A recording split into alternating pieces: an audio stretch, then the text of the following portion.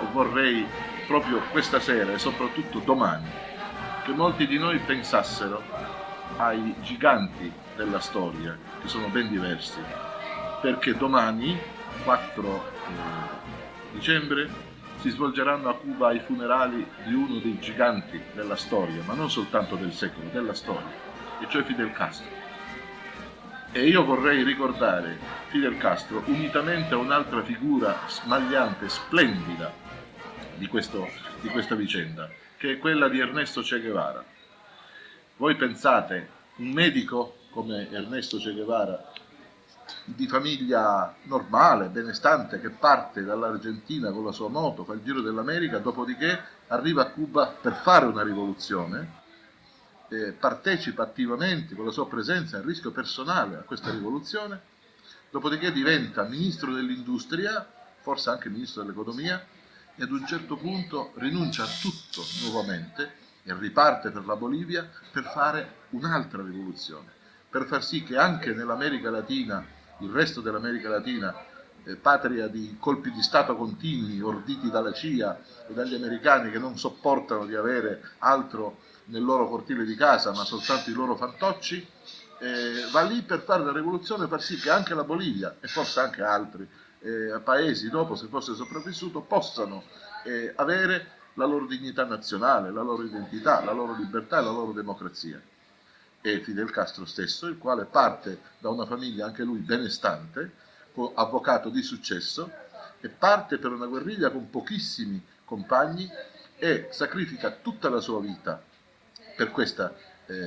rivoluzione, riesce a farla trionfare, riesce a cacciare il pagliaccio degli americani, Fulgencio Batista, a instaurare il regime rivoluzionario e a far sì che Cuba riconquisti la sua indipendenza e la sua dignità dopo essere stata da sempre praticamente il postribolo degli Stati Uniti d'America nei Caraibi. E qualcuno di questi omuncoli, non soltanto in Italia ma anche all'estero, gente che non ha mai potuto fare a meno della propria tavola imbandita, avida di soldi, trova il modo di dire che a Cuba non ci sono i diritti umani rispettati.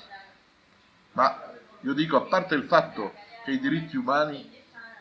da qual pulpito viene la predica non sono certamente rispettati in altre zone del mondo, quanti morti sotto bombardamenti illegali, quante guerre scatenate da questa gente che adesso si riempie la bocca, americani in testa, statunitensi in testa, di diritti umani, sono morti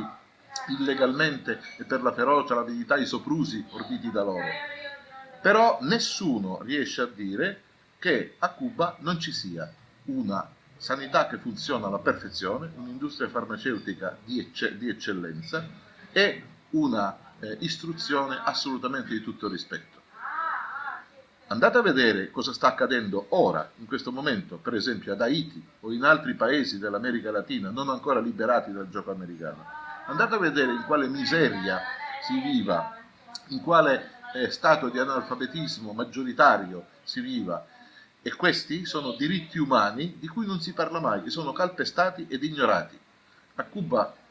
al di là del fatto che ci sono 40 anni e più di embargo strettissimo da parte degli Stati Uniti d'America, che ci sono stati decine e decine di tentativi di attentato e di assassinio dello stesso Castro e di altri del governo, e qui si trova il modo di dire che i diritti umani sono compressi. Io vorrei chiedere a questi abitanti di Haiti, che non hanno il diritto di mangiare, che non hanno il diritto di essere curati, che non hanno il diritto all'istruzione, se piacerebbe loro continuare ad avere la massima libertà per tutto il resto, cioè di morire di fame, piuttosto che i cubani, i quali hanno sempre supportato non una dittatura ma un regime rivoluzionario, perché senza l'appoggio popolare la dittatura non c'è e la rivoluzione non trionfa, e quindi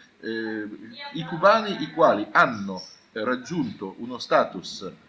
di tutta rilevanza, soprattutto in quelle latitudini, partendo da zero, oggi Cuba ha l'indipendenza nazionale, oggi Cuba ha la dignità della propria identità nazionale, l'orgoglio della propria identità nazionale, e ha l'istruzione per tutti e ha l'assistenza sanitaria per tutti. Forse anche qui da noi bisognerebbe che prendessimo qualche lezione. Grazie.